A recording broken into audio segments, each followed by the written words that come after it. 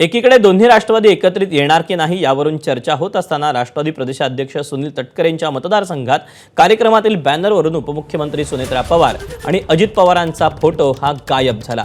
रायगडच्या इंदापूरमध्ये नवनिर्वाचित जिल्हा परिषद आणि पंचायत समिती सदस्यांचा सत्कार हा आयोजित करण्यात आला होता। या सत्कार समारंभाला सुनील तटकरे यांच्यासोबत मंत्री आदित्य तटकरे देखील उपस्थित होत्या।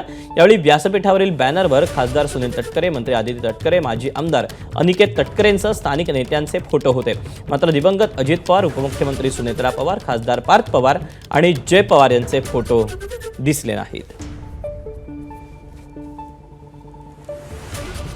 इंदापूरमधील बॅनरवरून झालेल्या वादावर राष्ट्रवादी काँग्रेस शरद पवार गटाचे नेते विकास लवांडे यांनी ट्विट करून काय टीका केली ती आपण पाहूया।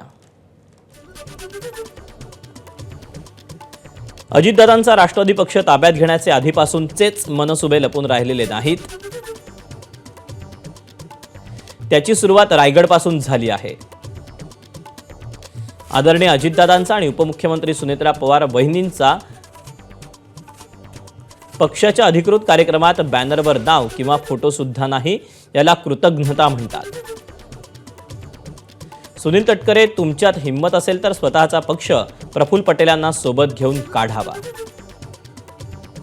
किंवा भाजपमध्ये जाण्यासाठी तुम्ही आधीपासूनच तयार आहात तर तुमची 4 चौकडी घेऊन तुम्ही जावं, असं विकास लवांडे यांनी म्हटलेलं आहे।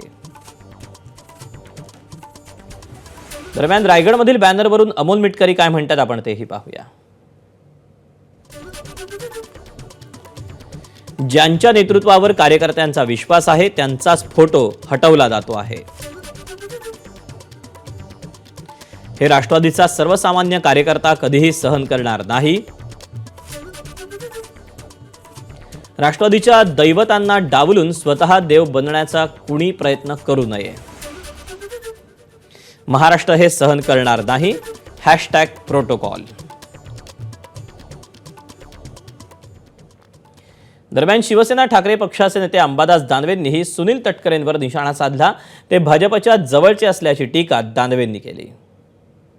सुनील तटकरे आता ह्या वहिनींना मानतात का नाही मानतात हा प्रश्न तर महाराष्ट्राच्या जनतेच्या मनात आहेच ना। ते भारतीय जनता पार्टीला मानणार आहेत, ते सुनेत्रा वहिनींना मानतील असं मलाही नाही वाटत। शेवटी ते भारतीय जनता पार्टीच्या इशाऱ्यावर त्यांचं सगळं कामकाज चालू आहे हे स्पष्ट दिसतंय। एबीपी माझा, उघडा डोळे बघा नीट।